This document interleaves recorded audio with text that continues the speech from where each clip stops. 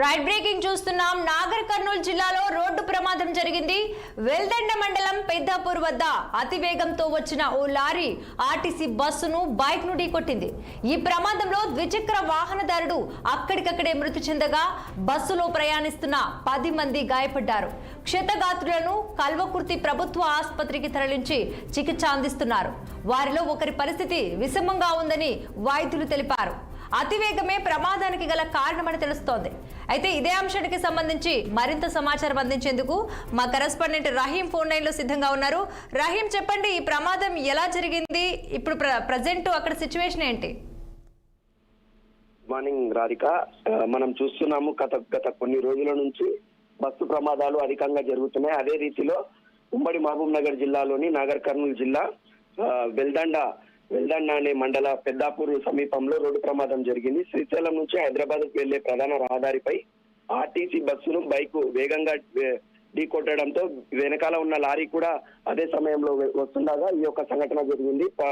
ముఖ్యంగా చూసినట్లయితే పండగ పూట విషాద ఛాయలు అలుముకున్నాయని చెప్పవచ్చు. బైక్ మీద ఉన్న వ్యక్తి అక్కడికక్కడే మృతి చెందాడు. ఈ యొక్క బస్సులో దాదాపు 10 మంది వరకు తీవ్ర గాయాలయ్యాయి. వాళ్లకు స్థానికంగా దగ్గరలో ఉన్న కల్వకుర్తి ప్రభుత్వ ఆసుపత్రికి అయితే తరలించారు. ఒక 3 నుంచి 4 పరిస్థితి అయితే విషమంగా ఉంది.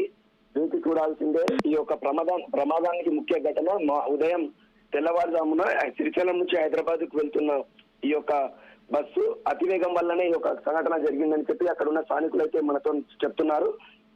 వీళ్ళంతా క్షతగాత్రులను దగ్గరలో ఉన్న కల్వకుర్తి ప్రభుత్వ ఆసుపత్రికి తరలించారు. Radhika, thanks for the updates Rahim.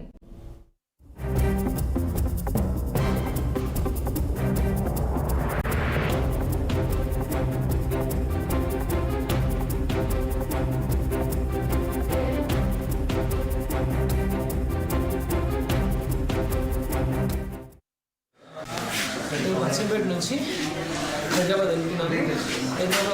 Hyderabad నుంచి కల్వకుర్తి లారీ వచ్చేసి రాంగుట్లో వచ్చేసి కొట్టేసి మొత్తం ఒక 10 మందికి ఇంజూరీ అయిపోయింది. ఒకరికి సీరియస్గా ఉంది. బైక్ అతను నీళ్ళు కొడితే బైక్ అతను కూడా చనిపోయింది.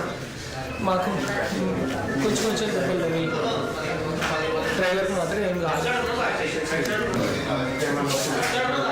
బస్సు అది లారీ డ్రైవర్ అక్కడి నుంచి ముందు నుంచి వెహికల్స్ని కొట్టుకుంటూ వస్తున్నాడంట. మా బస్సు మొత్తం రాంగ్ రూట్లో వచ్చేసి కొట్టేసిండు. నర్సింపేట నుంచి